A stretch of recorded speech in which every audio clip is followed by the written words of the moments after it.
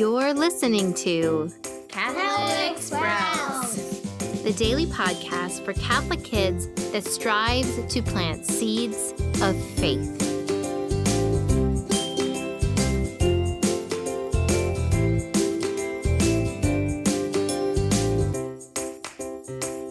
Hey there, Sprouts.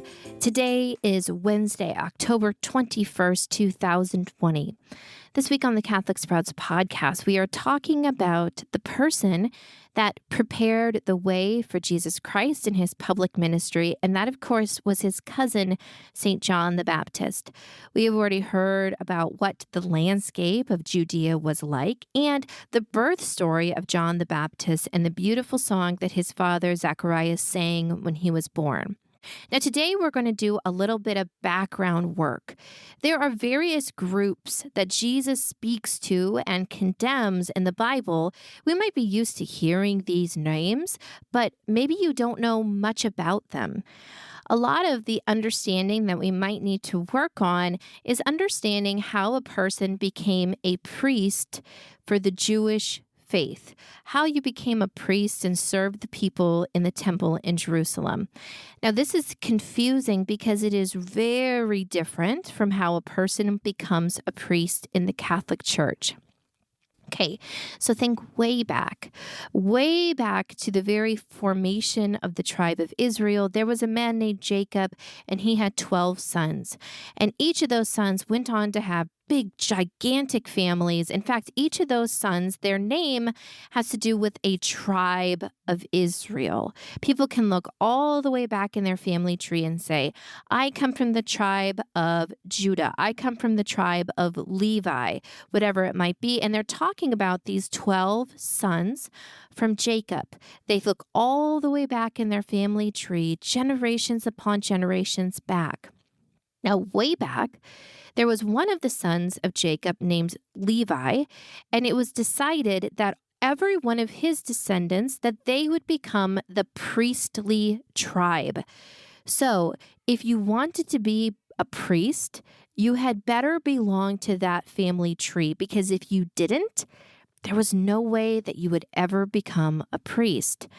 In fact, when a boy reached maturity, if he wanted to become a priest, do you know what he had to do? He had to appear before the leaders of the faith with documents proving his family tree, showing that at least 5 generations back, meaning his father, his grandfather, his great-grandfather, his great-great-grandfather, and even further back than that, that they were all part of this specific family tree. And if he could prove that, well, then guess what? He was ordained a priest. And it was only after he was ordained that he would be trained and he would study how to be a priest. That's pretty different than how it is now, isn't it?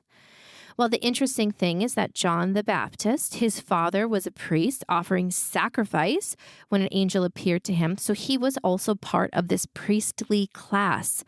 And yet he rejected that. And instead he went out into the desert and preached and baptized. So let's talk about 2 groups that were functioning as leaders in the Jewish faith, both of whom Jesus really disapproved of. So the 2 groups are the Sadducees and the Pharisees. Now, these groups were very different. So let's talk about the Sadducees first. So the Sadducees were an elite group of people, but they were elite because they belonged to important families, because they were really wealthy, and because they had a lot of power. So the Sadducees were leaders of the Jewish faith, but they were leaders because of the things they had. And they weren't actually very well respected. In fact, most people thought that they were pretty corrupt. And yet the Sadducees were the ones that were in charge of the temple, and they made a lot of the official decisions for the Jewish people. Now, the Pharisees, and if you think back, you could probably think of lots of times where Jesus is condemning the Pharisees. You might be surprised to learn that the Pharisees were seen as the good guys by most of the Jews that lived at the time. Because people were so fed up with how corrupt the Sadducees were, the Pharisees formed, and they were supposed to be sort of the spiritually elite. They took the law given to them by Moses and even other Jewish laws, they took those super seriously. Laws about tithing, meaning how much of your money you should give back to the leaders of the faith. And they took that very seriously, and they took it to extremes. They also took laws about purification, about ritual washing very seriously. Now, because they went so serious with these beliefs, they started to condemn people that weren't living up to their standards. They wouldn't associate with certain sinners, and they saw it as their job to condemn them, to point out their sins, and to have other people turn away from them as well. Jews at the time really were excited about a renewal, people practicing their faith seriously, but Jesus makes it very clear that any sort of strict rule following, which also leads to condemning people that aren't following the rules, is not holiness. Jesus is very hard on the Pharisees all throughout the gospel.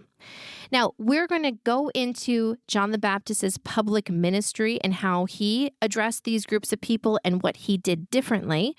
But for today, my challenge for you is to reflect on the fact that these people were very well accepted by the Jews, but Jesus makes it clear that what they're doing is wrong. So in a quiet moment, I'd like you to just reflect on how well you are doing to accept all people, whether they are perfect or sinners or anything.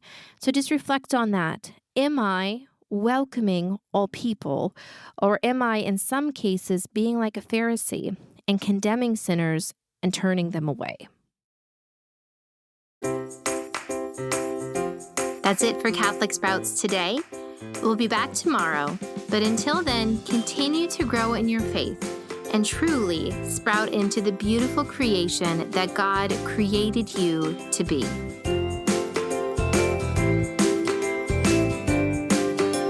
Just one more thing, we are running a really fun sale on our Rosary board books and our saint patterns for cross-stitch and melty beads.